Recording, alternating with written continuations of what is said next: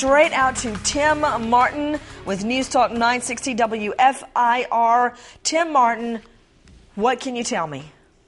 Nancy, it all started this morning when a farmer was feeding cows, checking fences on his 700-acre farm in Albemarle County. He says he was in an area of the farm he rarely visits, looked over, saw skeletal remains, then called state police, and that's when reports started to swirl about whether or not this was 20-year-old Morgan Harrington. There were reports the victim had long blonde hair. The family was on the way to the area. Then at 5 o'clock, the news no one wanted to hear came when police held a press conference announced that they're fairly certain the remains are Morgan Harrington's. It's important to note, though, police have not confirmed without a doubt that this is Morgan. The body has been sent to the medical examiner's office in Richmond for positive identification. That could come as early as tonight. What more can you tell me about the discovery, Tim Martin? First of all, it's my understanding that a lot of news outlets have reported that this was a hay field where hay was 3 to 4 feet tall. I understand the owner of the farm, a 700-acre farm, says, no, it's not, that this is a big pasture where cows graze. That's a big difference. And that at the time the body would have been left there back in October, that the grass would have been practically waist high.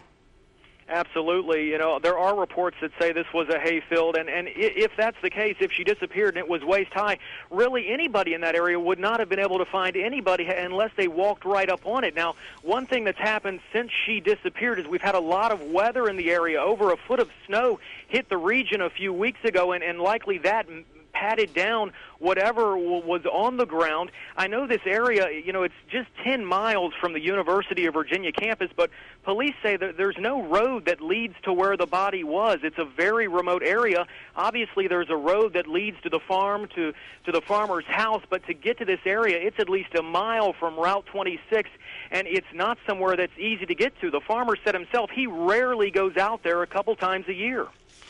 We are taking your calls live to Jen in Pennsylvania. Hi, Jen. Hi, Nancy. My husband and our greyhound watch you, and we love you, and we love your twins. Thank you. They're both sick right now, and they've given it to Mommy. Mommy's been up since 2:30 last night with them. Oh, no. But, you know, when I'm covering a case like this, you know, we've had Morgan's parents on our show on several occasions, and they love this child so dearly. And God help me, thinking about how much I love John David and Lucy, and you pour all your love, all your dreams, all your hopes into these two little creatures, and then somebody come along and does something like this.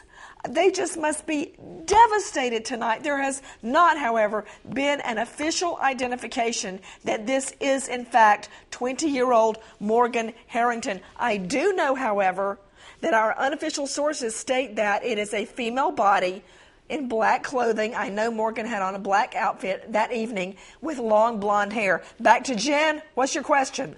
Well, yes, I wanted to know why we're certain that she was abducted or there was any crime. I recall a report that she was wandering over a bridge and wandering through the streets, and I was wondering if she could have just wandered there and maybe collapsed, or did she have any sort of, was she drinking or anything else like that? Okay, I know she was drinking, but I also know that this is a 700-acre farm, and it's not accessible by the public. What about it, Stacey Newman? This area, Nancy, is just so isolated. The farm owner himself said when he stumbled on these skeletal remains and wanted to call 911, it took him a full 30 minutes to walk back from the location where the remains were found to his home to place that call. Again, 740 acres. Now, tell me why I'm hearing it's not accessible but to the public. Well, again, this is a very expansive gated property. There are no public access points. And again, this farmer says to get to this area, what you would have to do is you would have to basically walk to this area, Nancy. You could not drive. If you did live on a neighboring property to this farm, you would even have to climb a barbed wired fence just to get over to this property. There are also crossing creeks on this property, Nancy. So again, no vehicles can just drive up and down this farm. Also, we're hearing from the farm owner today, investigators had to walk. Once they got on scene, Nancy, they had to walk to this exact location where these remains were found. To Courtney Stewart, senior editor of The Hook, there at the press conference today. She is there at police headquarters joining us from Charlottesville, Virginia. Courtney, thank you for being with us. Courtney, it's my understanding that you actually drove all the way around this property today. What can you tell me? Yes, Nancy, I did. I was curious to see if there were any back entrances, as a lot of these large properties will have a rear road that maybe tractors or other farm equipment can come in. And using aerial maps and that sort of thing, I thought maybe I'd be able to see one, but there was nothing, and it was very difficult to even figure out how you would access it from anywhere else on foot.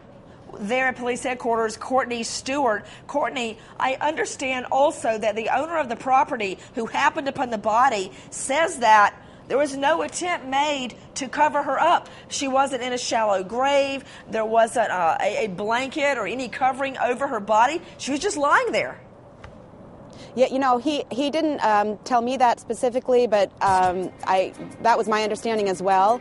I do know we also, speaking of weather, we did have torrential flooding in the last week. Just within the last 5 days, we got inches and inches of rain overnight, and I don't know whether that could have altered the terrain there.